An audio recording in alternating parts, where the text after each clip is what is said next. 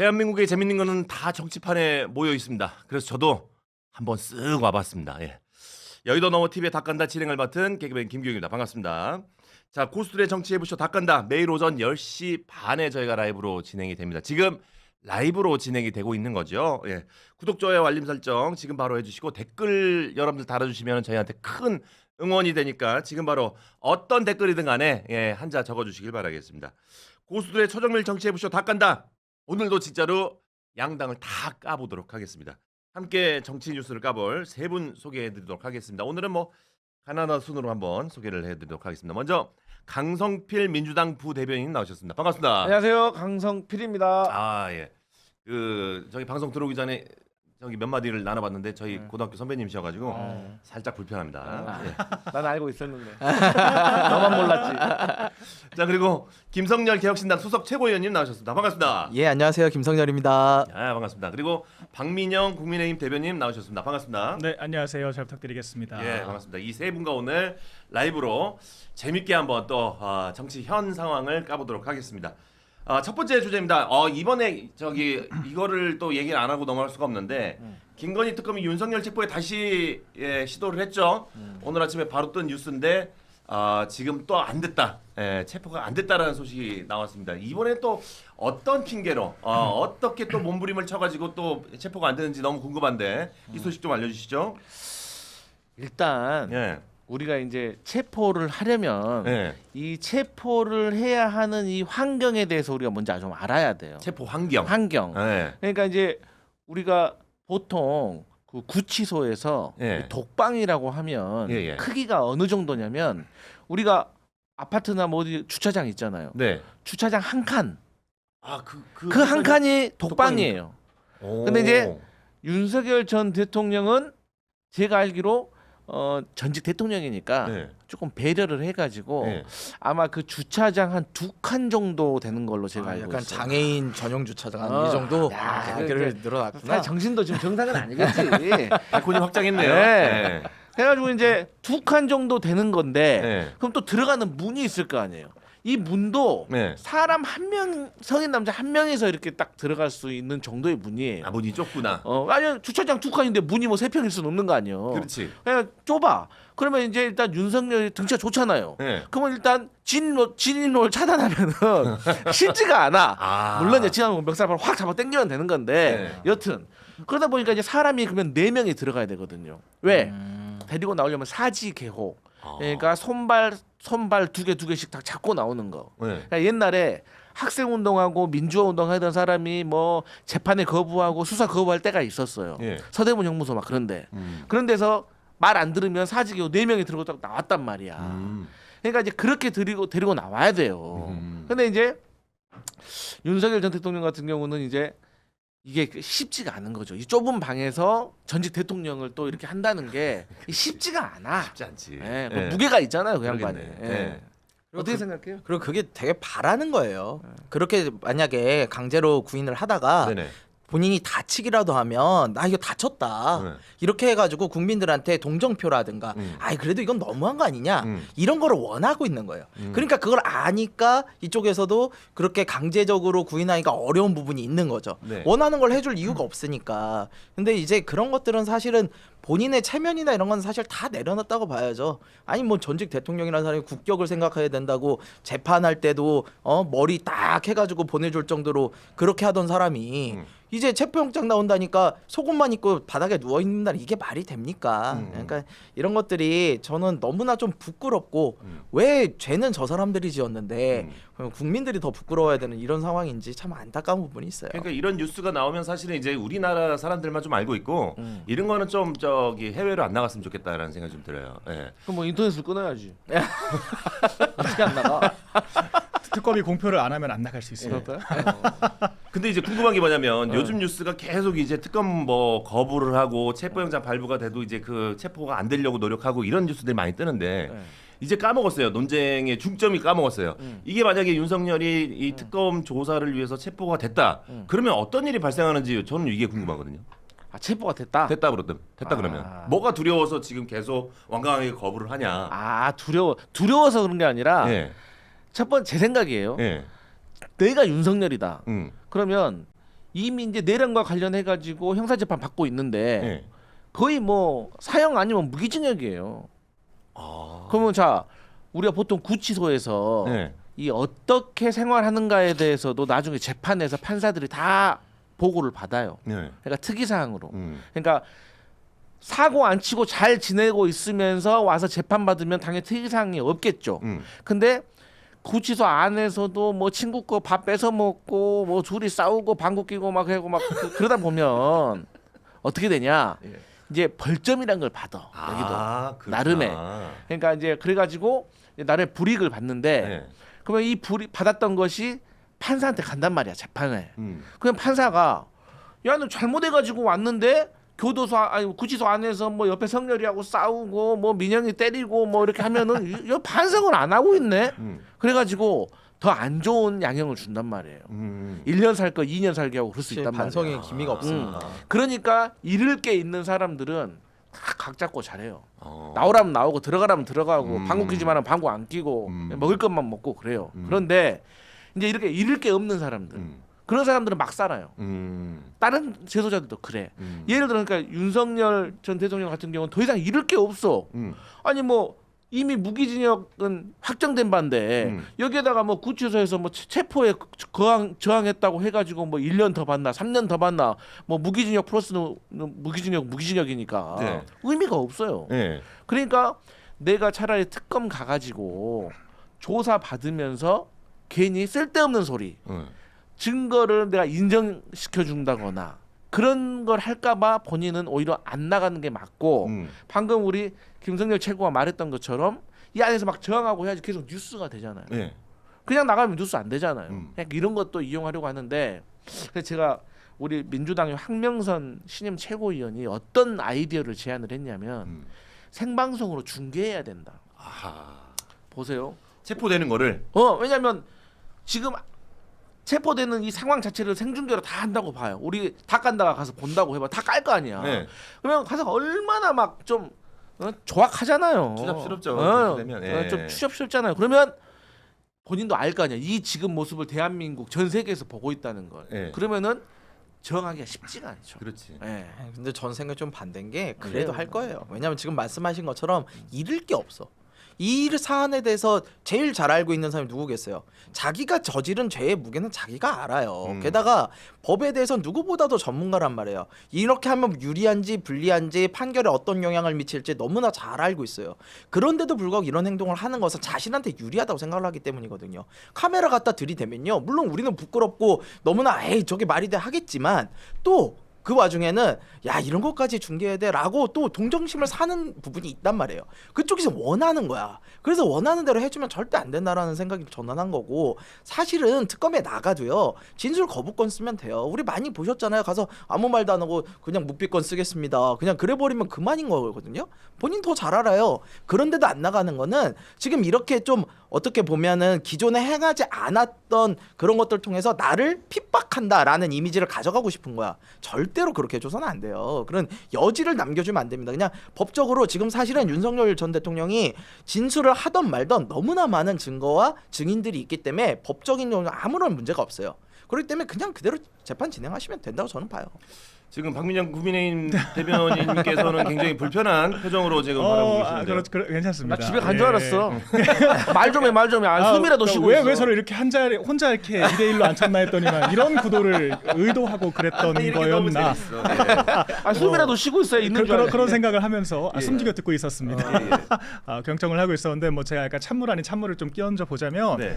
이 정치권의 이 유구한 전통이 모든 게 다 부메랑이 돼서 돌아오는 거거든요. 사실 윤석열 전 대통령이 과거 최순실 씨한테 그 민주당이 지금 얘기하는 것처럼 정말 사지를 들고 직접 그 체포를 해서 조사를 했었어요. 네. 그러니까 지금 사실 그때 업보를 받고 있는 측면들이 있다라고 저는 보거든요. 왜냐하면 사실 체포 거부하는 것도 구치소 측에서 얘기하는 것처럼 피고인의 나름대로의 권리예요. 물리력 동원 못해요. 원래 못하는데 과거 특검이 과격하게 했던 전례가 있으니까 저때 봐라, 저때처럼 하면 되지 않느냐, 이제 이런 얘기를 듣는 경향이 있다. 다른 말로는 지금 민주당이 이렇게 강력하게 조롱을 하고 이렇게 체포하는 것이 당연하다라고 얘기를 하면은 글쎄요, 이게 어떤 부메랑이 돼서 돌아올지 알 수가 없다라고 저는 생각을 하고, 그러니까 저도 개인적으로 윤 전 대통령이 뭔 생각인지 잘 모르겠습니다. 왜냐하면 사실 어제 김건희 여사 그 수사를 보면은 의외로 그렇게 보도가 많이 촉발이 안 됐어요. 그러니까 얘기거리가 없잖아요. 왜냐하면 포토라인 섰지만 뭐 딱히 저항하지도 않았고, 뭐 사실 조용히 수사 임하기도 했고,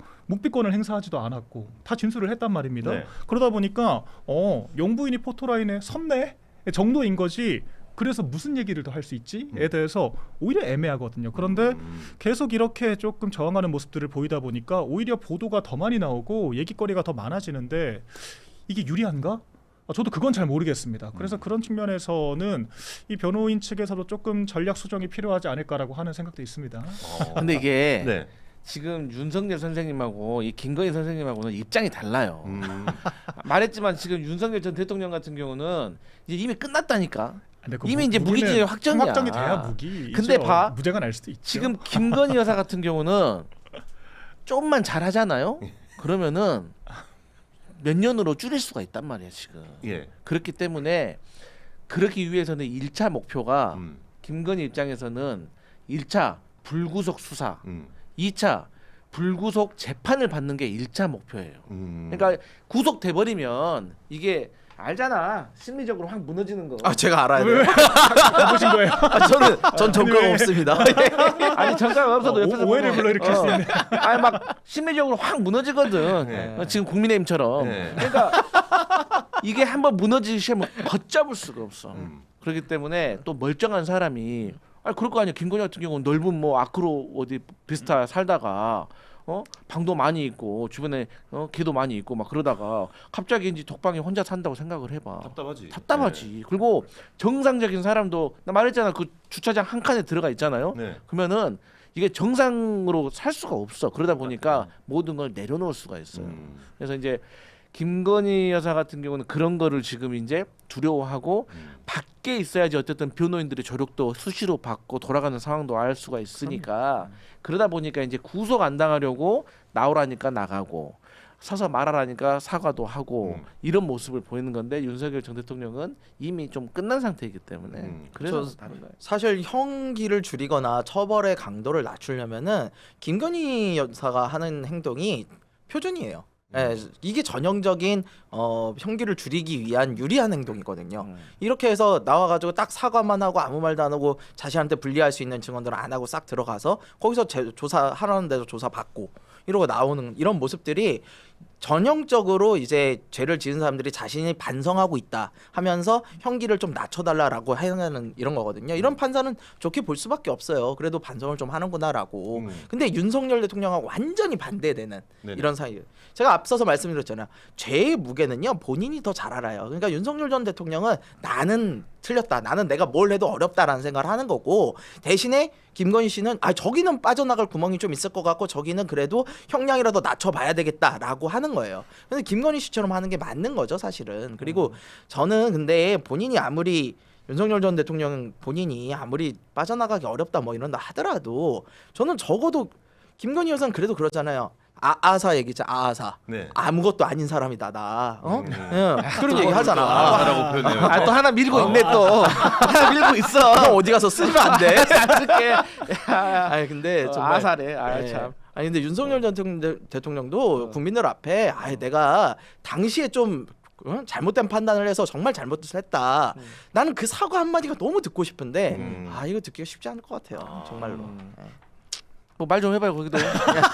근데 이게 반대로 볼 수도 있어요. 특검에게 좀 역풍이 될 수도 있다라고 저는 생각해요. 왜냐하면 사실 이번에 저도 역풍 진짜 그 속옷 얘기한 거에 대해서 심지어는 윤 전 대통령에 대해서 조금 비호감도가 있고 비토가 있던 기자, 특히 법조 기자들도 이건 좀 아니다. 그러니까 오죽 아무리 그래도 어떻게 대통령에 대해서 피의사실 공표에도 범위가 있는 건데 여기까지 얘기하는 것은 심지어 그 자리에서 속옷 색깔 질문까지 나왔다는 거잖아요. 무슨 종류냐. 모양도 이거는 물어봤대. 삼각인지 사각인지. 이거는 좀 넘어가는 거 아니냐. 그러니까 그런 얘기가 나오는 것이고 그리고 이제 피고인의 방어권이라는 게 있지 않습니까? 그러니까 법원이 봤을 때도 아니 특검이 이렇게 무자비하게 수사를 하면 피고인이 어떻게 재판 준비를 하고 방어권 행사를 하겠냐라고 볼 수도 있어요. 그래서 좀 피고인도 그 특검 측도 피고인의 어떤 인권을 보장하면서 수사를 하는 것이 재판 진행에는 좋을 수가 있다. 바로 이런 그게 윤석열 전 대통령이 노리는 수라고 저는 그러니까요. 보는 거예요. 다치면 안 돼요. 예, 그거에 대해서 그렇게 속옷 공개하고 막 사진 끌어내고 이런 것들이 어쨌거나 엄정한 법 집행임에도 불구하고 국민들 감정에는 어떤 분들은 아 그래도 저건 너무하네 이거를 불러오기 위한 수니까 그거에 특검이 넘어가면 안 됩니다. 근데 우리 알아야 되는 게 뭐 특검이 뭐 유니세프요? 어떻게 자비로울 수가 있어? 유니세프요? 아 어떻게 자비로울 수가 있냐고. 아니, 원래 자- 무자비한 거예요. 아니, 민주당이 자비를 바라는 게 무자비하다고 아니라니까? 검찰 개혁하자고 하는 거 아니에요. 근데 아니, 특검은 특검하고 무자비하게 다르잖아. 검찰이랑 특검 둘 다 검사가 하는 건데 절대 자비를 피고인 베풀면 안 바뀌었다고- 돼. 자비는 아니야. 근데 상대방의 수에 넘어가지 말자는 거지. 근데 사실 이제 그 이 정도로 이제 전 대통령을 이제 체포하려고 시도를 했는데 예. 만약에 이 정도로 완강히 거부를 한다. 예, 예. 그럼 사실 특검 입장에서도 그래 여기까지 합시다. 예. 아유 저희도 이제 더 이상 못 해먹겠습니다. 내란 특검은 하고 그렇겠죠. 포기할 법한데 예. 이거를 계속 이렇게 체포를 시도하려고 하는 이 이유가 참 이게 좀 안타까워요. 법 앞에 평등. 법 앞에 예, 평등하기 너나 위해서. 나나 똑같은 놈. 예. 예. 그거 똑같은 거예요, 사실 그냥. 명분은 특검에 있죠. 명분은 있어요. 저는 이거 좀 분명히. 달리 보는 것이 네. 내란 특검이 사실 훨씬 더 강도가 높고 혐의가 커요. 그런데도 맞아요. 내란 특검은 그냥 수사 없이 기소를 했단 말입니다. 네. 그런데 김건희 특검은 공천 개입이에요. 그러니까 네. 문제라면 문제지만 내란죄나 직권남용이나 뭐 외환 이런 거에 비해서는 훨씬 층위가 낮습니다. 그런데 왜 이런 무리수를 두느냐? 그렇지. 사실 김건희 특검 이 취재하는 기자들 말을 들어보면 김건희 특검이 주도하는 그 특검보가 판사 출신이에요. 아. 그래서 이 수사를 잘 모른다라고 하는 평가들이 있습니다. 그래서 원래 특검 출범 초기에 특검들끼리도 경쟁을 하잖아요. 네. 이거 500억 들인 특검이거든요. 공짜가 아닙니다. 그렇기 때문에 실적을 내야 되는데 야 내란 특검 조은석 특검은 막 실적 내고 막 기사 빵빵 터지고 막 그 관계자들 불러가지고 진술 받고 하는데 김건희 특검 너네 뭐하니? 아. 이런 평가가 있었던 거예요. 근데 이제 김건희 특검 같은 경우에는 기자들이 물어봐도 특검은 원래 피의 사실 공표가 핵심이거든요. 막 알려줘야 돼요. 그런데 안 알려줍니다. 뭐라 그러냐면 아 그거는 수사가 진행 중인 상황이라 이런 식으로 얘기를 한다는 거예요. 선생님처럼. 그러니까 네네. 이제 김건희 특검이 기사 낼 것도 없다. 네. 변종만 쓴다. 아마 좀 그런 식의 비교를 좀 당하니까 아 나도 조은석만큼 할 수 있다. 이걸 좀 보여주기 위해서 전 일부러 오버 액션 한다라고 생각을 하거든요. 근데 그 오버 액션이 본인들의 실적에 무슨 뭐 이제 언론 보도가 카운팅 되는지는 모르겠지만 네네. 언론 보도는 많이 났죠. 그런데 재판 과정에서 그게 유리할 것이냐? 그건 그렇지 않다라고 보는 거죠. 그렇지. 그러니까 무리수를 두지 말자. 그럴 수 있죠. 근데 이제 초반에 이게 이제 뭐 예를 들어서 내란 특검, 김건희 특검, 최혜병 특검 세 가지 중에서 사실 김건희 특검이 재밌을 것이다라는 다들 예상이 생각했죠. 많았어요. 혐의가 많고 혐의가 일단 16 개 16개 플러스 알파니까. 하면 나올 게 많을 것이다. 예, 워낙 네. 바쁘게 사셨으니까. 네. 그러니까 원래 정치를 극도로 싫어하시는 분이고 민주당이 부지런하게 아내의 역할에만 충실한다고 했는데 16개나 쌓았어요. 아니 민주당. 뭐 통하시는 것도 좋아하고 누구 만나는 것도 좋아하고 또 명품 백도 좋아하고 이것저것 바빠. 뭐 우크라이나 관련해 가지고도 또 비즈니스도 하시려고 하고 그러다 보니까 이게 많은 것이 나오고 더 중요한 거는 좀 경악스러운 일들이 많이 일어날 것이다. 이제 그런 예측을 했는데 이게 또 막상 까보니까 너무 방대해. 맞아요. 여기저기 너무 막 다 방대해. 펼쳐놔가지고 아, 그래서 그랬구나. 이제 요것을 하나씩 정리해 나가는 게 사실 또 네. 작업인 것 같아요. 음. 그러니까 이제 또 뭐가 있냐면 이 내란 특검은 온 국민이 실시간으로 12월 3일부터 눈으로 봐버렸잖아. 현행범이야, 현행범. 현행범. 너 법 좀 한다. 근데 하여튼 그 눈으로 흐름 끊어졌네. 아, 하여튼 아니, 그 눈으로 봐가지고 그 사람들이 좀 에이 말이 안 나. 하여튼 민주당이 어. 국민의힘의 조언을 좀 귀 기울여 들어야 됩니다. 저희가 처음부터 3대 특검 동시 출범할 때부터 그렇게 전략적으로 하는 거 아니라고 특검할 거면 선택과 집중을 해야지 특검끼리 경쟁하면 국민들께서 관심을 갖겠냐. 김건희 특검만 혐의가 지금 한두 개가 아닌데 지금 국민들께서 보시기엔 이래요. 아니 김건희 특검 뭐 대단히 많은 것처럼 얘기하더니만 양평 잠깐 털었다가 통일교 잠깐 털었다가 무슨 뭐 어디 해외 수주된 거 잠깐 털었다가 뭐 디올백 잠깐 털었다가 그래서 결론이 뭔데 그러니까 이제는 좀 구체적인 물증을 가져와서 입증을 하라는 건데 없잖아요. 네. 없단 말이에요. 그러니까 이게 민주당이 정치적으로 레토릭으로 쌓아올린 혐의들이 많기 때문에 레토릭은 물증으로 입증이 어렵습니다. 그렇기 때문에 지금 이 난관을 걷는 거라고 저는 생각을 하고 아니 그런 거예요. 사실 이 뭐 통일교랑 뭐를 주고 받았다라고 하는 것도 직접적으로 김건희 여사가 준 건지 아니면 제3자를 통해서 간 건지 대가성이 있었는지 굉장히 복잡한 입증을 해야 되거든요. 양평도 마찬가지였고 문재인 정권 때부터 고려되던 노선이었어요. 그리고 경제성 평가를 해보니까 그게 더 경제성이 좋다라고 평가가 됐던 것이고 근데 이게 김건희 여사 지시로 인과성이 성립하느냐 다 입증해야 되거든요. 못하고 있다는 거죠. 그러니까 이게 민주당이 정치적으로 쌓아올린 것들을 전략적 실패 때문에 지금 조금 실점을 하고 있는 것으로 보인다. 저는 그럼 그렇게 제가 판단을 거기에 대해서 합니다. 하나씩 알려드릴게요. 좋다. 예, 양평고속도로 얘기했잖아요. 아 그렇죠. 또 제가 국회에서 국토위 오래 했습니다. 예, 고속도로 담당이었어요. 잘하시겠네요. 쉽게 또 신뢰도 말해서 공격을. 네. 우리 또 국민의힘이 사랑하는 연구단체 어디입니까? 김성렬 최고님. KDI? KDI잖아요. KDI에서 2년 동안 고민을 해가지고 이게 세운 노선이에요. 네. 그런데 갑자기 영역업체가 2달 만에 바꿨어요. 근데 너 영역업체 야 너희들 가봤어? 한 3번인가 가봤다 했나? 2-3번? 잘 알지도 못해. 네. 그런데 이 그림을 내가 지금 없어서 그런데 그림만 딱 보더라도 이게 쓸데없이 슬라이스가 많이 났어. 쓸데없이 그래서 보는 것이고 더 중요한 거는 이 영역업체 불러가지고 너 왜 그랬어 하면 증수를 받아내면 이건 거의 끝납니다. 그리고 그다음에 통일교 관련해 가지고도 지금 체크 그 돈을 썼던 내역들 네. 그리고 아크로비스타라든지 한남동 간저라든지 여기에 출입했던 내역들 통일교 왔다 갔다 했던 내역들 이런 것들 그리고 뭐 샤넬 코리아 이런 데서 받은 내역들 보면은 거의 소명이 돼 있다는 거예요. 그리고 또 지금 과거에 일단 지금 특검이 김건희 특검이 아마 영장을 치게 되면 이미 소명이 된 것들 그래서 주가 조작 같은 경우도 사실 핵심은 김건희가 알았냐 몰랐냐만 증명하면 되는데 이미 증권사 직원한테 말을 했잖아. 네. 아니 수익의 40%를 블랙펄한테 주기로 했다고 네. 과도하다고 네. 얘기했어. 또 그러면서 추가로 뭐를 해줬냐? 야 이동영 그 휴대폰 인터넷 중계기 가지고 다니면 추적을 안 당해. 뭐 이런 얘기까지 다 했어. 녹음이 나왔어. 근데 몰랐냐라는 거야.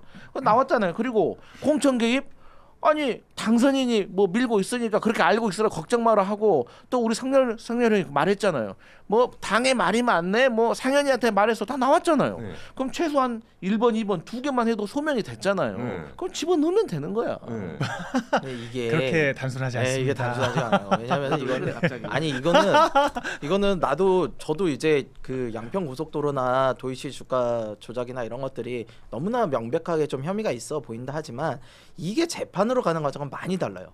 지금 말씀하신 것처럼 어떠한 녹취나 이런 것만 가지고 재판부는 절대 판단하지 않아요. 그러면은 그 녹취가 나온 걸 가지고 검사는 그 말했던 사람들을 불러다가 이게 어떤 의도로 나온 이야기고 어떤 뭐 상황에서 나온 이야기인지 이런 걸 물어가지고 진술을 받아내야지만 그 진술을 가지고 판사는 판단할 수 있어요. 근데 진술을 지금 제대로 하겠어요?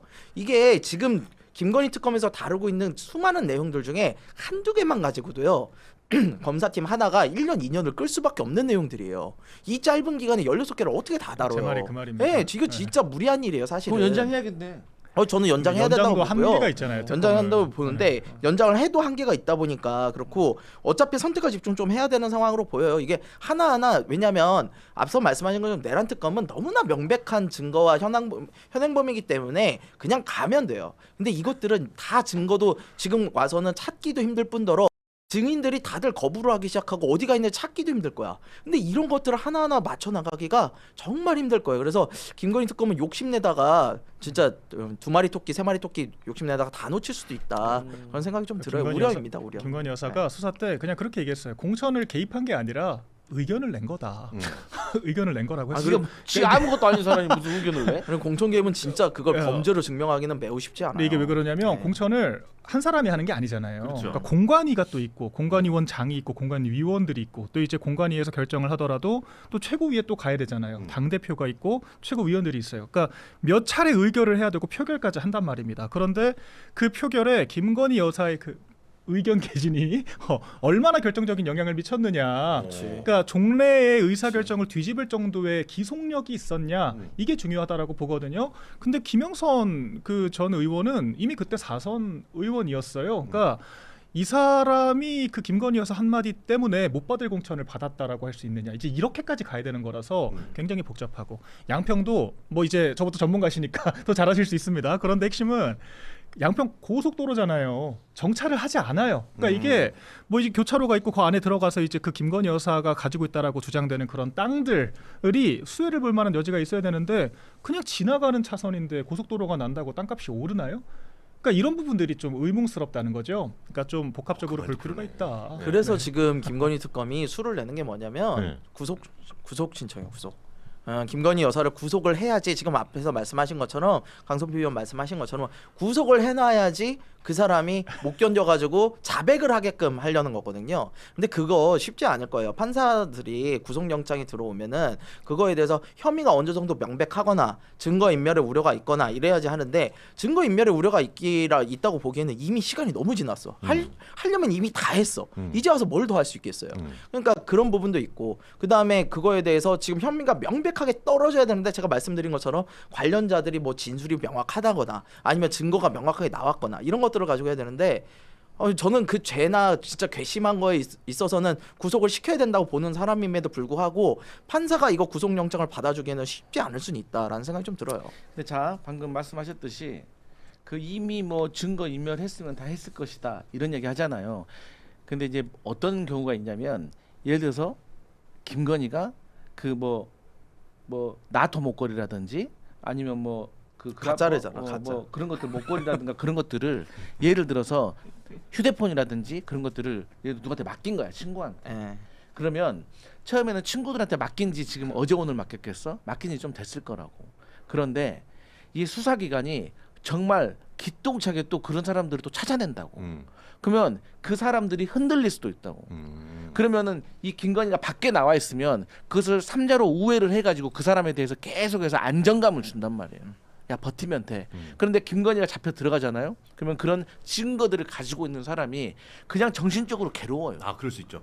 괴로워. 네. 괜히 내가 이거 가지고 있다가 내가 어떤 화를 입을지 몰라. 그래가지고 스스로 갖다 바치는 경우도 있습니다. 맞아요. 네, 그게 상당히 그래서 이 구속을 한다는 것은 증거 인멸 다 뭐 시간 지나 끝납니다. 아니에요. 그 엄청 여러 가지 어떤 수사에 대한 기법인 거예요. 심리적으로 약간 압박이 올 수 네, 있구나. 다른 본인한테 사람들이. 지금 뭐 그거 있다고 생각을 해봐. 아, 너무 힘들 것 같아. 황금폰 있다고 생각을 해봐. 너무 힘들 것 같아. 근데 나도 조금 잘못한 게 좀 있어. 네. 그럼 어떻게 하겠어? 야, 근데 그러니까. 내 주변 막 다 잡혀가. 네. 그러니까 그거는 검사 입장에서는, 수사를 하는 입장에서 당연히 구속을 시키는 게 훨씬 나아요. 근데 판사 입장에서는 피고인도 봐야 되거든. 근데 이 사람의 인권이라는 게 있는데 이걸 가지고 지금 앞서서 말씀하신 그런 정황들을 수사기관이 얘기를 해. 야, 여기 숨어 있어. 여기 구속시키면 여기가 불 것 같아. 라는 거를 정확하게 판사한테 얘기를 하면 판사가 들어주겠지. 근데 그게 없는 상황에서 얘기를 하면 판사로서는 쉽지 않아요. 자, 또 여기서 네. 만약에 지금 김건희 집사라고 말하는 김예성 씨, 지금은 대기업으로부터 김건희를 통해 뭐 184억씩 받고 거기서 뭐 46억을 슈킹을 했네, 뭐 이런 혐의를 받고 있는 사람 지금 뭐 베트남인가에 있다고 하잖아요. 이 사람도 지금 김건희가 만약 잡혀 들어가잖아요. 그러면은 멘탈 흔들립니다. 지금 어떻게든 김건희하고 삼자적으로 지금 주고 받고 있을 거야. 야, 누나 지금 상황 어떻게 돼가? 예성아, 걱정 마. 누나는 잡혀가도 너는 살려줄게. 이런다고. 근데 그런 안심을 시켜줄 사람이 이제 없잖아요. 없지. 그러면 눈앞에는 처자식이 있어. 벌써 자기 마누라도 출국 금지 당했어. 멘탈이 무너진다니까. 술 한잔 먹어. 보통 이 피의자나 도망다니는 사람들 술 먹고 자수 많이 합니다. 술 먹고 베트남에서 외롭지. 어디도 못 돌아다니지. 그러잖아. 그래요, 구속시킵시다. 예, 그래서 구속시켜가지고 그런 수사합시다. 그런 겁니다. 예. 그래서 밝혀냅시다. 네. 제가 뭐 좀 만주 변호사 아닙니까? 법원의 판단을 기다려 보는 것으로 하겠습니다. 아니 근데 특검이 진짜 무리하게 하면 안 돼요. 지금 무리하게 하다가 진짜 놓칠 수 있어요. 저는 수사를 정확하게 좀 명확하게 좀 더 보강을 해서, 자꾸 반려되는 일 벌어지면요, 국민들 입장에선 판사를 욕하게 돼요. 근데 판사 욕 먹이지 마세요. 본인들이 정확하게 그 증거나 이런 것들을 해서 너무 내야 돼. 든든한데요. 희한한 논리네. 아니 왜냐면 내가 진짜 판사 욕하는 국민들은 정말 이해하기가 어려워서 그래요. 뭐 지기현 같은 사람들 욕하면 안 돼? 아니 우리가 심판을 건들기 시작하면은 경기가 지속이 안 된다니까요. 그러니까 그분들도 다 말하지 못하는 자신만의 판단 기준이 있고 그게 엉망으로 판단이 이루어지면 나중에 판사끼리도 다들 그거에 대한 평가를 해요. 그래서 자기 승진 깎아먹고 그러는 거야. 그러니까 야 근데 그런 것들에 대해서 이 큰 하고. 사건에 대해서 그런 부정적인 영향 주는 거고 본인 승진에 악영향 주는 거하고 좀 그래도 비교 우위가 다르지 않나? 아니 그러니까 본인도 본인이 맞는 판단을 할 거라는 거죠. 아니, 특검도 좀 말이 되는 얘기를 해야 판사들도 들여다 보는 건데 이제 김건희 특검은 둘째 치고요. 사실 아니 무슨 외환죄라는 게 말이 가당키나 합니까? 외환죄 구성 요건이 적국이랑 통모를 해야 되는데 그걸 김정은 불러서 조사할 거예요? 그러니까 가능하지도 않은 혐의를 지금 얘기를 하는 거고. 아 우리 국민들께서 작년에 북한에서 몇 달 동안 오물풍선 뿌렸던 거 다 기억하고 계십니다. 민간 피해가 엄청났어요. 그 당시에 우리도 맞대응해야 된다라고 하는 여론이 과반 넘었습니다. 그래서 우리가 드론이고 뭐고 파견을 했던 건데 그런 드론을 것들을 파견했어? 했다라고 하잖아요 지금 특검에서. 그러니까 이게 외환죄로 엮어버리면은 그건 이런 거예요. 연평해전에서 전쟁이 나가지고 북한이 먼저 도발을 했는데 우리 장병이 맞대응을 했어요. 이것도 내란 그 외환인가요?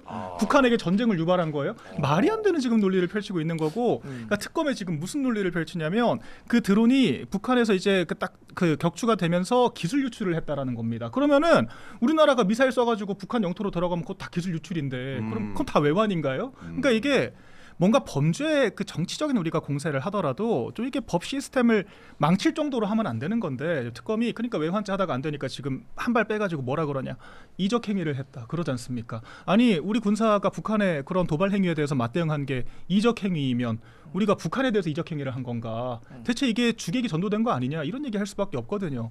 그러니까 이런 거는 좀 우리가 너무 호도되면 안 된다라고 생각을 합니다. 근데 저는 이제 외환죄 말씀하셨으니까 외환죄와 관련해 가지고는 저는 막 굳이 뭐 외환죄를 적용시킬 필요는 없다고 봐요. 그러니까 팩트만 가지고 담담하게 얘기하면 돼요. 북한에 무인기를 보냈어. 근데 그 보낸 게 말씀하셨던 것처럼 이 대칭 대응으로 해가지고 너희가 우리한테 오물풍선 보냈으니까 비례적 우리도 조치를 무인기를 했다. 보내서 비례로 그렇죠. 한다고 하면은 모르겠지만 그러기에는 좀 엉성한 게 보통 우리 앵커님 자동차가 네. 세 개가 있어요. 세 가지가 경유차가 있고 휘발유차가 있고 전기차가 있어요. 네. 내가 좀 도둑질을 하러 가야 돼. 그럼 최대한 조용히 가야 돼. 그렇지. 그럼 어떤 차 타겠어요? 전기차 타야죠. 전기차 타야 되죠. 네. 마찬가지로 무인기도 전기 모터를 가진 무인기를 보내요. 조용해야 되니까. 네. 근데 이번에 휘발유 보냈어요. 저 갑니다 하고 이렇게. 그러니까 걸린 거야. 아이, 그런 식이면 대북 확성기는 그냥 K-팝 대놓고 그냥 쩌렁쩌렁 틀어놓는데 그것도 다 그럼 대북 도발행위 되는 거거든요. 뭐 말 좀 그렇지 해봐. 않잖아요. 외환죄 많이 얘기했잖아. 네, 우리. 저는 외환죄에 대해서 법리적인 요건 구성에 대해서는 물론 전문가들이 뭐 이야기를 하시지만 통보라는 부분에 있어서는 뭐 적용이 어렵다고는 하지만 적어도 북한을 일부러 도발시키려고 했던 의도는 분명하다라고 생각은 해요. 왜냐하면은 일반적이지 않은 군사 행동이었다는 거는 지금 여러 군데에서 나와요. 뭐 떨어졌는데 박수를 쳤다거나 발각이 된 박수를 쳤다거나 처음부터 발각이 될 가능성이 높은 기종을 보냈다거나 뭐 여러 가지 사안들이 있는데 저는 그렇다면 이 시기에 왜 도발을 하려 했는가? 물론 이게 추정이기 때문에 많은 증거가 보태면 돼야 되지만 저희 개인적인 생각으로는 만약에 쿠데타 저는 친위 쿠데타라고 표현을 하고 싶은데 이거에 대해서 계엄을 할 생각이 있었으면 명분을 쌓기용으로 북한의 도발을 유도한 것은 아닌가라는 이 큰 명제 안에서 생각은 좀 해봐야 된다고 보고 그 당시 이런 얘기만 있었던 게 아니에요. 그 당시 갑자기 윤석열 대통령이 골프를 치기 시작했다. 평소 골프 좋아하지도 않는 사람이. 그거 왜 그랬느냐. 이 계엄에 관한 중대한 이야기를 특히 북한과 관련한 중대한 얘기를 하는데 미국을 비롯해서 다른 나라들이 감청을 할 수 있으니 골프장에 가가지고 중대한 얘기를 했다라는 소문도 있었어요. 그러니까 이런 것들에 대해서 소문에 불과하지만 이제 계엄이라는 믿기 힘든 일이 벌어지고 나니까 이런 것들이 다 의심이 되는 상황이라는 거죠. 그래서 저는 특검이 이런 부분에 대해서 의혹을 파헤치는 건 분명히 필요하다. 그것의 법 적용은 나중에 전문가들에게 하면 되지만 어쨌든 그러한 의혹에 대한 사실 여부는 국민들에게 알려줄 필요가 있다고 생각은 해요. 네. 알겠습니다. 여기까지 하겠습니다. 예. 근데 이 세 분에게 뭐 뉴스거리 하나 던져주면은 그 네. 기본적으로 그냥 30분씩 그냥 떠들어 버리니까 뭐 이게 30분 지났네요. 다음 뉴스 하기가 굉장히 겁납니다. 예. 아 우리 빨리 조국 사면 이야기도 까야 되고 그러니까요. 이춘석 이야기도 너무 까야 되고 우리만 하는데 예. 아니 뭐 하는 거야. 하던 얘기 분위기 좋은데 계속 해 그냥 이 얘기해. 뭐 이춘석 민주당 얘기를 해. 오늘 해야 될 게 많은데 사실 시간은 그렇게 많지 않아서 네, 다행이네요. 예. 잠깐 다녀오세요 집에. 그리고 근데 이제 이제 잠깐 쉬셔야지. 그리고 이제 좀 시간이 좀 많이 지났습니다만 아까 성남시장 이기님께서 네. 6,666원을 네. 후원해 주시면서 김성열 수석 최고 짱짱짱 화이팅 아, 야, 박수. 이렇게 보내주셨습니다. 예, 고교수 감사합니다. 예, 고맙습니다. 네. 예, 이렇게 후원을 해주신 분들 진심으로 감사하고 앞으로도 계속 후원 저희한테 큰 도움이 됩니다. 자, 저희가 이제 다음 까볼 주제는 이준석 안 까볼 수가 없습니다. 자, 이준석 주식 거래 파문. 이춘석. 이춘석. 아 일부러 미안합니다, 그러시는 거야 일부러. 약간 어그로성이 약간 방송을 안 해. 약간 있었어. 아 역시 확실히 네. 방송을 하시네. 근데 이제 많은 사람들이 약간 좀 이거 헷갈릴 수도 있겠어요 이름 때문에. 맞아요, 예, 어쨌든 지금. 이준석 의원 아니고 이춘석 민주당 의원이죠. 네. 예. 주식거래 파문이 지금 갑자기 생겼습니다. 어제 일이었죠. 차명거래뿐 아니라 미공개 정보를 이용해서 주식 거래를 한 거 아니냐라는 의혹이 있는데 저희가 어저께 살펴보니까 이준석 의원이 주식시장 교란의 처벌을 강화하는 법을 발의한 사실이 또 알려지면서 이 일이 굉장히 커졌습니다. 예, 내로남불 아니냐 뭐 이런 생각을 많이 하는 것 같은데 이런 일 또 어떻게 생각하시는지 먼저 우리 박민영 대변인부터 한번 얘기를 들어보도록 이거는 뭐 하겠습니다. 내로남불도 아니고 어차피 본인은 차명인 것으로 지금 보이고 제가 봤을 때는 네. 그렇게 하고 어차피 재산 기록상으로는 증시가 0원이니까 뭐 본인 당당하다라고 지금 이렇게 어필을 하고 싶었던 것 같기도 하고요. 그러니까 내로남불로도 좀 말하기 어려운 그런 애매한 참 말 같지도 않은 상황들이 있었다라고 보여집니다. 그리고 이게 단순히 차명계좌 논란에서 끝나는 게 아니에요. 이거는 내부 정보를 조직적으로 이용한 게 아니냐라고 하는 얘기까지 지금 나오고 있는 겁니다. 왜냐하면 국정기획위에 있었습니다. 국정기획위가 인수위 역할을 하거든요. 그러니까 인수위가 쉽게 말해서 이 정권의 국정과제를 세팅하는 사람들이에요. 그러니까 앞으로 이 정권이 5년 동안 어떤 정책을 할 건지를 보여주는 사람들인데 본인이 정책을 만들고 본인이 그 정책 수혜주를 산다라고 하면 이건 정말 국기문란이거든요. 근데 어떤 일이 있었냐면 그 최근 국정기획위에서 AI 5개 국가대표팀을 선정을 했습니다. 거기 네이버를 비롯한 5개 기업들이 포함이 됐고 카카오는 탈락을 했어요. 그런데 이춘석 의원의 그 단독 포착된 그 장면을 보면은 관련 주들을 매도하는 장면들이 정확하게 드러나 있습니다. 그러니까요. 그러니까 이런 부분들은 이거 내부 거래를 한 건데 이게 그러면 내부 자료를 합법적으로 이용하기 위해서, 그러니까 법망을 회피하기 위해서 차명 계좌 쓴 거 아니냐라고 하는 논란이 일단 있을 수가 있고. 저 사진이 나오죠 지금. 네. 그렇죠. 네. 그리고 이춘석만 그랬겠어? 네. 이 얘기가 안 나오겠습니까? 그렇지. 국정기획위에서 저렇게 요직에 있는 사람이, 법사위원장까지 하는 사람이 저렇게 노골적으로 이득을 보려고 했는데, 그렇기 때문에 이건 저희가 꼬리 자르기로 끝날 문제가 아니라고 봐요. 그리고 민주당이 지금 너무 수상합니다. 아니 강선우 같은 사람들도 그렇게 필사적으로 몇 달 동안 보호를 하던 민주당이 이춘석은 하루 만에 꼬리 잘라버렸단 말이에요. 이거는 뭐 엮일 게 있으니까 선제적으로 치워버린 거 아니냐, 이런 의심을 받을 수밖에 그렇지. 없잖아요. 예. 그러니까 이거는 야당 주도로 좀 특검을 해야 된다. 이제 민주당이 맨날 그 여당 특검하자고만 하는데 한번 좀 받아봤으면 좋겠다. 이런 생각까지 듭니다. 좋다. 그러면 네. 두 분에게 한번 물어보고 싶습니다. 솔직하게 얘기하면 이런 경우가 이춘석 의원뿐만 아니라 이런 경우가 솔직하게 얘기하면 있지 않을까라는 생각이 드는데 솔직하게 좀 대답을 좀 해주십시오. 과거에도 여러 번 있었죠. 네. 예를 들어가지고 지금 이게 주식으로 넘어갔으니까 사람들이 조금 안 와닿는 분들이 계실 건데 네. 예를 들어서 부동산 같은 경우에 그렇죠. 개발 계획 그렇지. 발표지에 대해서 먼저 땅 사놨다고 생각해 보세요. 네. 이거 어떤 일이 벌어질지. 열받지. 딱 그거예요 지금. 딱 그 상황이고 게다가 자기 이름으로 하면 걸리니까 남의 이름으로 한 거 아니에요. 그건 처음부터 범죄를 저지르겠다는 명확한 의도가 있었던 거고요. 그러니까 이런 부분은 저희가 넘어갈래야 넘어갈 수도 없는 거. 이건 명백한 범죄예요 그냥. 네. 시장 교란이죠. 아니 맞아 웃으면서 얘기하라. 웃으면서 네, 얘기해. 명백한 범죄입니다. 네, 예, 얼마나 좋아. 명백한 범죄고요. 웃으면서 하니까 얼마나 좀 웃으면서 좋아. 하잖아요. 그래. 아주 웃으면서 하자고. 예, 그래서 이 부분에 대해서는 그럼 본회의장에서 주식을 거래하는 것 자체도 정말 이 사람이 도대체 국회의원으로서 자격이 있는가라는 이야기를 할 수 있는데 그걸 떠나가지고 이거는 내부 정보를 활용한 부분 그리고 이 차명 계좌를 사용했던 부분 저는 그런 경우는 있어요. 의원들이 자신의 폰을 보좌진에게 맡기는 경우는 있어요. 이제 특히 SNS 잘 그렇죠. 못하시고 그러는 텔레그램 나이 같은 드신 거 분들이 담당해달라고. 자기 거 페이스북 좀 관리해달라고 주는 경우는 있어. 근데 보좌진이 자기 핸드폰을 의원한테 맡기는 경우는 듣도 보도 못했어요. 그러니까 거짓말을 해도 좀 성의껏 하셔야지 우리 국민들이 그래도 눈이라도 감아줄 거 아닙니까? 예? 민주당 당원들이 눈이라도 감아줄 거 아니에요. 근데 전혀 그런 것도 없고 무슨 말도 안 되는 보좌관 핸드폰을 빌려가지고 갔다. 이분이 또 이번에만 걸린 게 아니에요. 지난해 국정감사장에도 똑같은 명의의 주식 거래를 하다가 걸렸어요. 그러니까 이거에 대해서는 진짜 흔한 말로 빼박, 빼도 박도 못하는 경우예요. 그러니까 그걸 아니까 민주당이 선제적으로 제명을 하는데 지금 방송에 보니까 이춘석 무소속 의원으로 자꾸 나오더라고요. 우리 그러지 맙시다. 이춘석 전 민주당 국회의원 이거 분명히 병기를 좀 해줬으면 좋겠어요. 예.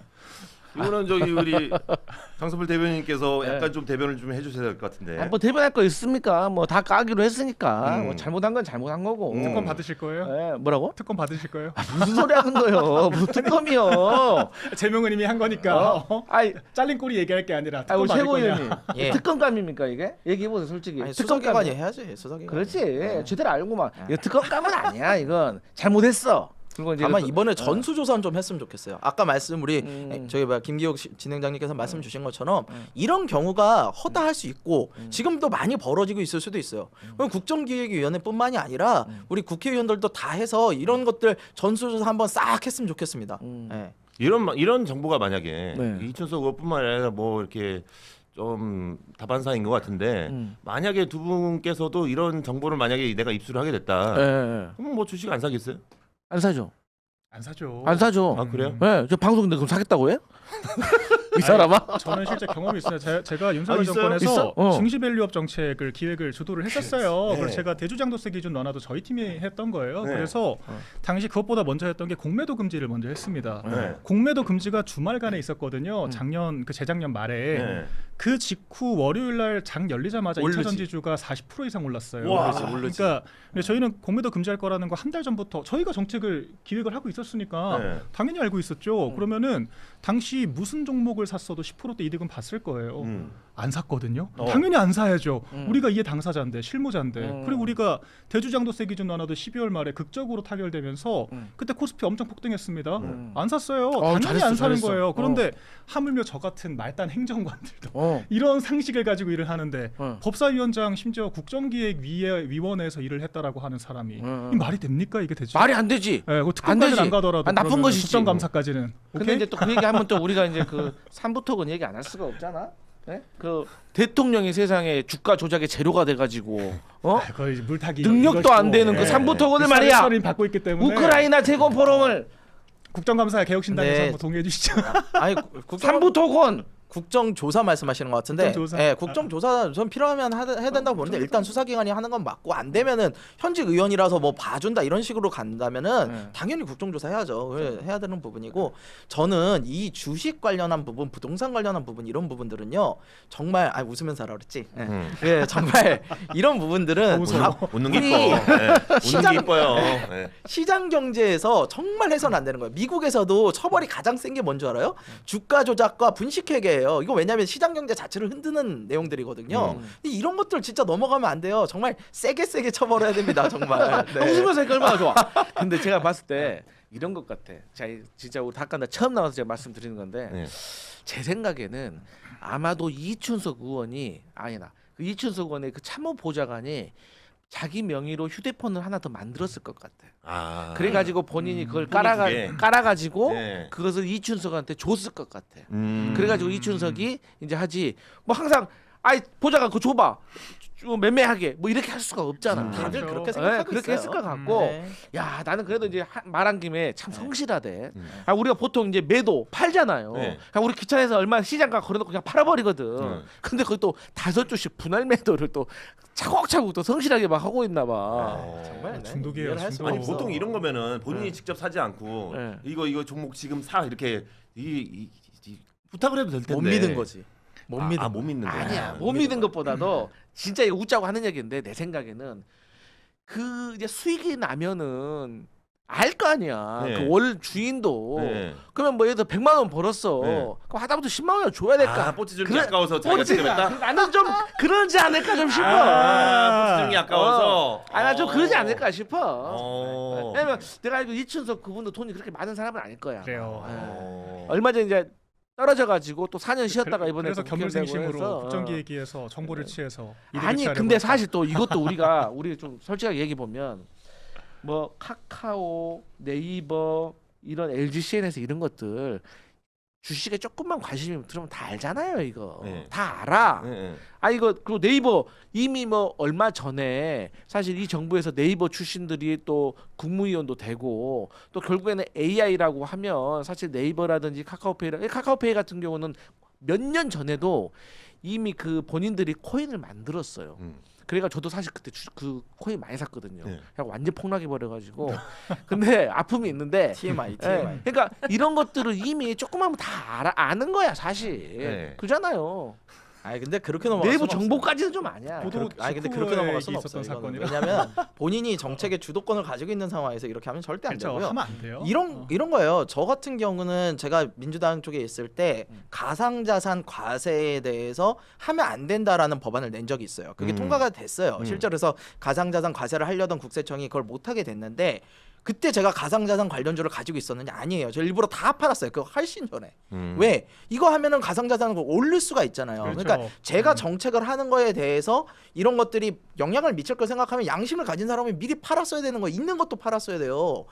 저희 의원님한테도 가상자산 관련주 있으세요? 없다고 하길래 제가 그 법안을 추진을 한 거예요. 그렇게 자신들이 알아서 이 정도의 양심은 갖추고 해야지. 아니 그걸 가지고 오히려 하고 있는데 그걸 또 본회의장에서 이걸 매매를 하고 있어요? 아이 정말 말도 안 되는 웃으면서. 아, 네. 웃으면서 하세요. 네. 그건 정말 어. 구제불능이라니까. 아 근데 이게 참 부지런하다 생각 드는 게 네. 김남국 그 전 민주당 의원도 네네네. 인사청문회 시간 동안에 코인을 팔았다라고 하잖아요. 네. 코인 매수 매도를 했다. 근데 진짜 100번 1000번 양보해서 이거는 뭐 일단 자기 명의기라도 하고 코인은 변동성이 워낙 커서 사실 분단위로 왔다 갔다 합니다. 그래서 나 100번 1000번 양보해서 이해는 할 수 있어. 사람이니까. 아, 나 코인 걸어놨는데 나 잠깐 한눈판 사이에 한 10% 떨어질 수도 있잖아요. 그렇죠. 근데 주식은 그 정도 아니거든요. 더군다나 이런 대기업 주식을 샀다라고 하면은 네. 그래도 되게 안정적일 텐데 저거를 본회의장에서 뭐가 그렇게 마음이 급해가지고 그러니까. 그러니까 참 안타깝다는 생각 들고 아니 그 보좌관도 그 해명이 너무 좀 궁색하잖아요. 그러니까 우리 의원님은 주식을 원래 안 하신대. 그런데 내가 우리 의원님한테 주식 관련된 조언들을 많이 구한대. 주식을 안 하는 분한테 왜 주식 조언을 구합니까? 그러니까 그런 거지. 주식 그럼 한 번 안 휴대폰 해본 사람이 예? 대주주 조건 만드는 거하고 똑같은 거지 지금. 그래 아, 맞아. 그러니까 너 그런 거야. 아니 뭐 김건희가 인버스에 투자해라. 뭐 김건희가 그러잖아요. 주식으로 14번 벌었는데 검찰이 김건희는 주식 전문가가 아니니까 무혐의 처리한 거하고 좀 비슷하죠. 네. 근데 정말 그래요. 주식 관련한 사람들은 정말 세게 처벌해야 됩니다. 그러니까 네, 정말이에요. 코스피 116조 폭락으로 전 국민이 피해를 봤다. 하여튼 이거는 우리 민주당이 좀 죄송합니다. 이 네. 부분에 있어서는 솔직하게 죄송하다고 뭐 이게 말씀드립니다. 사과 주니까 좀 마음이 편하네요. 네. 근데 이제 사실 이런 정보를 알고 있으면서 이게 주식을 안 사는 거는 네. 양심적인 문제인 거예요? 아니면 이거를 처벌할 법안이 없어서 그런 거예요? 아, 있어요. 걱정하면 그러니까 안 돼요. 예, 네, 그런 법적으로. 것도 있어요. 특히 주식을 업으로 다루는 사람들은 자신이 평가 리포트도 내고 막 이런 애널리스트들도 그러고 회사의 내부 사람들도 그러고 이런 거 하면 안 된다는 거 알고 이건 법으로 금지돼 있는 그렇죠. 부분이에요, 정확하게. 그리고 공직자도 공직자윤리법 위반입니다. 그렇게 하시면 안 돼요. 예, 아니 자기가 저기 뭐야 여기 개발 제한구역 풀릴 줄 알고 땅 사면 그게 말이 됩니까? 천암 이름으로 땅 사고 LH가 다 그랬던 거 아니에요. 그래서 그런 부분들에 대해서는 철저하게 막아야 되는데 우리 국민들이 부동산에 대해서는 굉장히 악감정이 아니라 굉장히 반응이 세고 굉장히 잘못된 일이라고 인식을 잘하고 계시는데 주식에 대해서 너무 관대해. 우리 법 체계도 이 경제사범에 대해서는 너무 관대한 부분들이 있어요. 전 이 부분 이번에 좀 개정을 했으면 좋겠어요. 일벌 몇 개를 해야죠. 예. 근데 본인도 그게 위법이라는 걸 아니까 차명으로 거래를 했겠죠. 그렇죠. 아니 보좌관이 어. 차시니까 차명거래 맞지. 아니, 아, 또 오죽하면 보좌관이 하필이면 차시였어요 진짜로. 차시 차명거래지. 심지어 민간 기업도 내규상으로 관련자들은 주식 투자 못하도록 되어 있습니다. 그럼요. 다 징계 받아요. 그럼요. 그런데 하물며 법사위원장이 얼마나 중요한 자리인데 지금 그러니까 민주당이 포기를 못하고 또 추미애 의원 같은 육선 의원을 선임한 거 아니겠습니까? 나 진짜 물타기가 아니라 생각을 해봐요.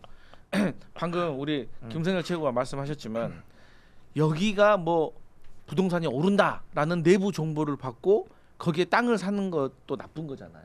근데 오히려 내 땅에 있는 대로 종점을 바꾸려고 한 건 어떻게? 아주 나쁜 얘기죠. 더 나쁜 거죠. 아주 그래 나쁜 그렇게 웃으면서 고속도로잖아요, 얘기하라고. 고속도로. 어떻게 생각해? 어떻게 생각해? 지나가는 거리잖아요. 그 주식을 매도한 게 아니라 그냥 그 쟤는 웃기만 해. 지나갔다 내가 그냥. 봤을 때 그냥 도찐 개순이에요. 네, 그죠? 그게 그거지 뭐. 그럼요. 예. 자, 고수들의 초정밀 정치해보쇼 다 깐다. 오늘 뭐 다 시원하게 까주고 있는 것 같습니다. 저희가 런칭 이벤트가 있었는데 유튜브에 구독과 댓글을 여러분들 달아주시면은 저희가 다양한 선물을 좀 보내드리고 있습니다.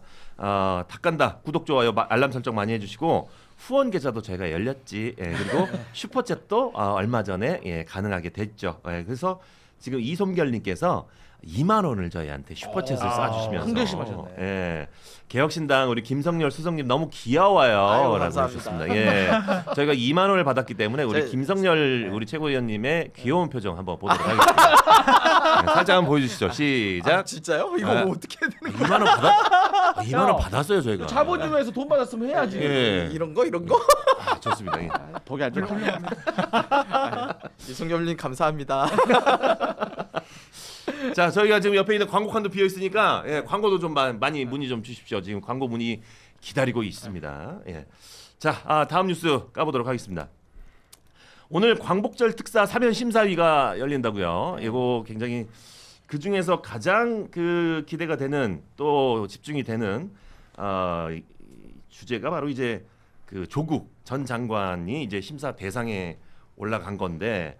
자, 심사 대상에 지금 조국 장관이 올라갔다라는 것은 이제 사면이 될 것 같다라는 얘기 같은데 이거 어떻게 보십니까?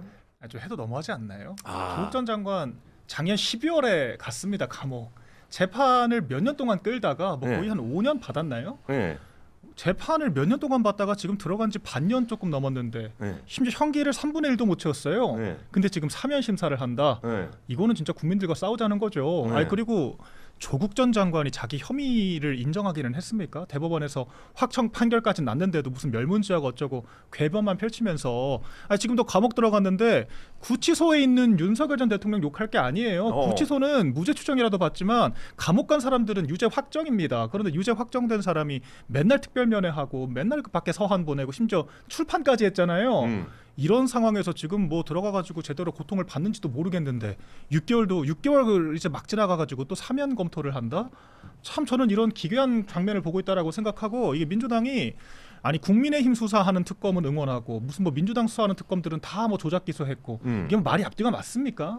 좀 우리가 이 상대당 비판하고 정파적으로 가더라도 좀 앞뒤 맞는 얘기를 좀 해야 한다라고 보고요. 이거 조국 전 장관 혐의가 보통 혐의가 아니잖아요. 그러니까 누군가의 기회를 박탈한 겁니다. 그렇지. 엄마 아빠 찬스로. 그렇지. 보통 사람들은 그런 특혜를 누릴 수가 없어요. 예. 그러니까 멸문지와 타령할 게 아니라 보통 사람들은 그런 혐의 자체를 꿈꿀 수도 없습니다. 예. 누가 그 학교 애들 들여보내겠다고 그 뭐야 공문서까지 조작을 해가면서 그런 식으로 다 획책을 할 수가 있느냐. 이런 부분들은 지탄을 받아야 되는 것이고 집권하자마자 이렇게 자기 편 정파성에 따라서 사면해주고 그러면 이거 바로 이 국민들께 철퇴를 맞는 거예요. 그 명심을 해야 됩니다. 저도 이재명 대통령을 찍은 국민들이 조국 전 장관 사면해주라고 찍지는 않았을 거라고 생각을 해요. 이건 분명히 잘못된 행위고 입시 비리 특히 고위공직자의 자녀 입시 비리 문제는 그렇지. 단순히 그걸로 보시면 안 돼요. 우리나라에서 어떻게 보면 사회 계층의 유일한 이동수단 중 하나였던 교육을 통한 이런 좋은 학교를 가고 그렇게 해가지고 좋은 직장을 가져가는 이 시스템 자체를 무너뜨리려는 아주 안 좋은 행위라고요. 아니 남들은 가재붕어 개구리로 살라고 그러면서 자기 자식들은 어떻게든 끌어올려가지고 잉어 만들려고 하는 겁니까? 저는 이 죄질이 매우 나빴다고 보고 죄질뿐만이 아니라 지금 앞서서도 말씀하셨지만 제가 윤석열 전 대통령한테도 사과 한번 했으면 좋겠다라고 하잖아요. 전 조국 전 장관의 사과를 제대로 들어본 적이 없어요. 했다고는 하시지만 뭐 지금 말씀하신 것처럼 감옥 들어갈 때도 이렇게 불끈 지다가 들어가시고 가가지고도 계속 밖에랑 소통하시면서 정치하시고 뭐 옥중 정치입니까? 무슨 민주화 운동하다 잡혀가셨어요? 아니잖아요. 근데 그렇게 하시는 행동들 자체가 저는 매우 바람직하지 않다고 보여요. 지금 조국을 사면하는 게 무슨 정치 통합입니까? 저는 오히려 더 국민들 간 이런 분열만 더 일으킬 거라고 보는 상황이고요. 그리고 왜 정치인들 재벌들은 형기를 다 채우질 않습니까? 그럴 거면 재판 왜 받습니까 도대체? 예, 지금 조국 전 장관 2년 받았어요. 근데 아직 1년도 못 채웠어요. 기본적으로 가석방 대상도 안 들어간다는 거예요. 근데 어떻게 해서 지금 사면을 해준다는 거예요? 저는 이번 사면을 만약에 해준다면 이거는 정치적 기획 의도가 매우 들어가 있다라고 보는 게 뭐냐면 지금 사면해준다는 건 무슨 뜻인지 아세요? 지방선거 내보내겠다는 뜻으로 저는 해석이 돼요. 이거 사면복권 해주고 조국 전 장관 갔다가 서울시장을 내보내든가 뭐 어디 하나 내보내겠다는 생각으로 보여요. 근데 그러면요 정말 그렇게 하시면은 김태우 꼴 나는 거예요. 국민의힘에서 강서구청장 사면복권 시켜가지고 냈다 어떻게 됐습니까? 폭망했어요. 폭망.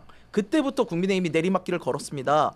예, 조국 전 장관 그렇게 사면목권 해주세요. 해주고 아마 지방선거 나가실 건데 내보내 보세요 어떻게 되는지. 국민들이 그거 결코 용서하지 않을 겁니다. 그러니까 우리가 조만대장경이라고 하잖아요. 조만대장경. 그럼 모든 언로가 조국의 트위터로 통한다. SNS로 통한다. 조국 전 장관이 김태우 전 그 구청장 사면 때도 한마디를 거두셨더라고요. 네. 이런 식으로 정치인 사면하는 거 안 된다라고 또 구구절절 페이스북을 또 올리셨어요. 그런데 본인은 또 사면을 받겠다? 이게 대체 무슨 표리부동한 작태냐? 굉장히 당혹스럽고. 네. 저기 그 우리 강석필 대변인님의 그 옹호 입장을 듣기 전에 네. 저희가 그 케빈님께서 일단 2만 원 슈퍼챗을 쏘시면서 훌륭하신 분이네. 예, 김성열 수석 최고, 강성필 부대변인, 박민영 대변인님 다들 너무 좋아요라면서 개혁신당 화이팅 한번 동시에 외쳐주세요라고 이렇게 주문을 주셨거든요. 예, 그래서 요거 한번 외치고 가겠습니다. 알겠습니다. 예, 제가 뭐 개혁신당 당적이 있긴 외치면은 하지만 다 같이 화이팅 한번 외치겠습니다. 알겠습니다. 자본이 먼저니까. 예, 자 개혁신당 화이팅! 예. 아 우리 화이팅. 정신 안 차리고. 아 죄송해요.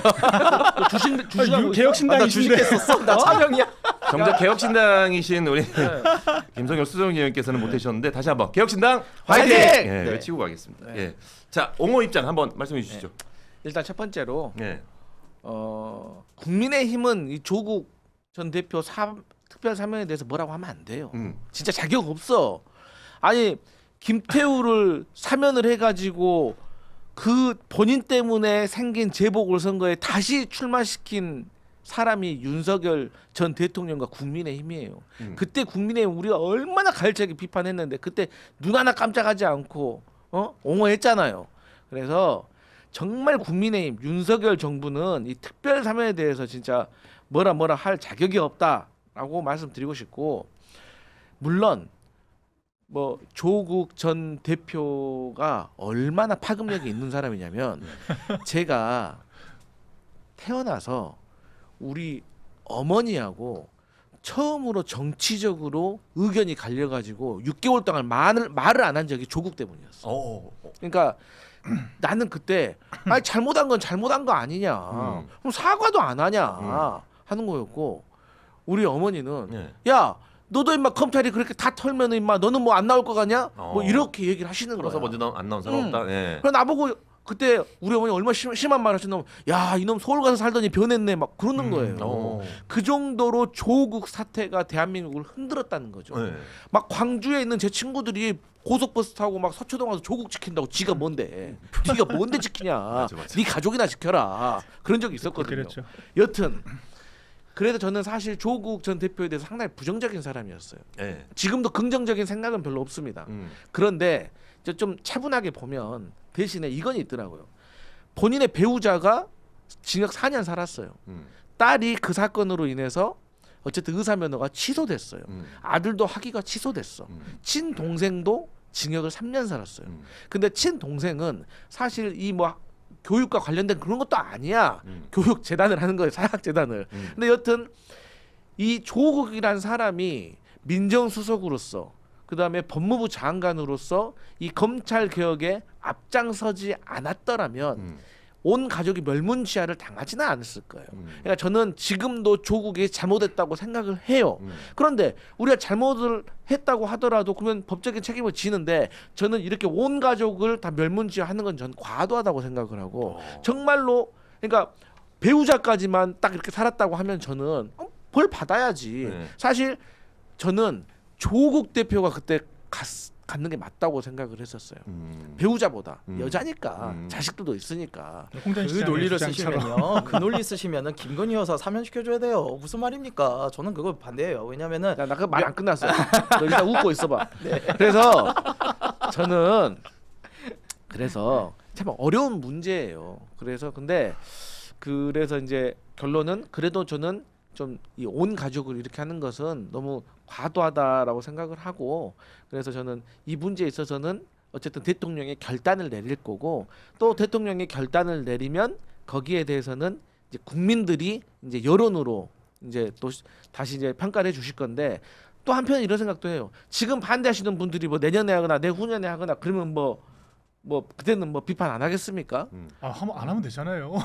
네, 안 해야죠. 왜 꼭 해야 돼요? 안 해야 돼요. 왜 해줘야 되는 거예요? 아니 이분 무슨 독립운동하다 잡혀 들어갔어요? 민주화운동했습니까? 아니 자기 자식 갖다가 표창장 위조해가지고 좋은 학교 보내고 남의 귀한 자식들 아니 정말 열심히 공부해가지고 한번 인생 한번 잘 살아보겠다고 했던 흑수저들 희망 다 깨버린 거 아니에요. 근데 그거를 왜 사면을 해줘야 되는 거예요? 전 이해를 할 수가 없어요. 그리고 국민의힘도 마찬가지예요. 제가 국민의힘 이야기를 안 하니까 그런 건데 송원석 원내대표 그 텔레그램에 보면은 정찬민 전 의원, 홍문종 전 의원 사면시켜줘야 된다. 이 두 분 무슨 혐의인 줄 아세요? 뇌물 혐의예요. 뇌물에다 횡령 배임입니다.